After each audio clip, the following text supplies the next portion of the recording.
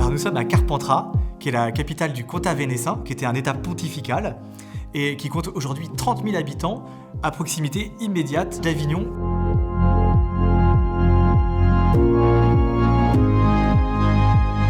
Carpentras fait preuve d'un dynamisme vraiment très particulier. Il y a même à proximité la zone de Carpan Sud, qui est une zone d'activité qui regroupe 1700 emplois, 150 entreprises et qui vise encore son expansion. La ville fait preuve à la fois de dynamisme et aussi de remise en état de son patrimoine, notamment avec la bibliothèque Inguimbertine. À Carpentras, vraiment, on vit bien. C'est une ville de Provence. On est au pays de Giono, du Mistral. Et puis, évidemment, les vignobles autour qui ne font plus leur réputation de Vaqueras, de Gigondas, Baume de Venise. Tout ça sous l'œil du Ventoux, le géant de Provence. Aujourd'hui, on est, nous, dans l'hôtel Thomas de la Valette, qui est un des éléments patrimoniaux et architecturaux majeurs de la ville, puisqu'on est dans un bâtiment qui est classé et non pas inscrit. C'est-à-dire que le ministère de la Culture a reconnu son importance nationale. L'hôtel est construit par la famille de Modène, milieu du 18e.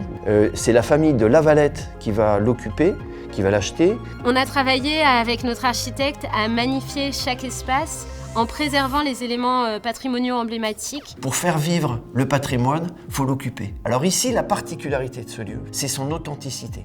Cet hôtel regroupe vraiment à peu près tout ce qu'on peut trouver de plus beau en Provence. On a ce magnifique escalier, des menuiseries incroyables, des doubles portes, des serrureries, des ferronneries, du stuc, des cheminées en marbre. Vous avez des éléments qui sont ce qu'on appelle la gypserie. C'est le travail de tous ces décors en plâtre. Quand on rentre dans l'hôtel, on est frappé. Il y a d'abord ce hall, puis ce patio qui donne tout son caractère méditerranéen au site. Afin de réhabiliter le patrimoine dans l'air du temps, on travaille sur plusieurs aspects, à la fois sur l'économie circulaire, comment on va réutiliser les matériaux qui sont aujourd'hui présents dans le bâti pour pouvoir les retransformer et les réutiliser dans le projet futur.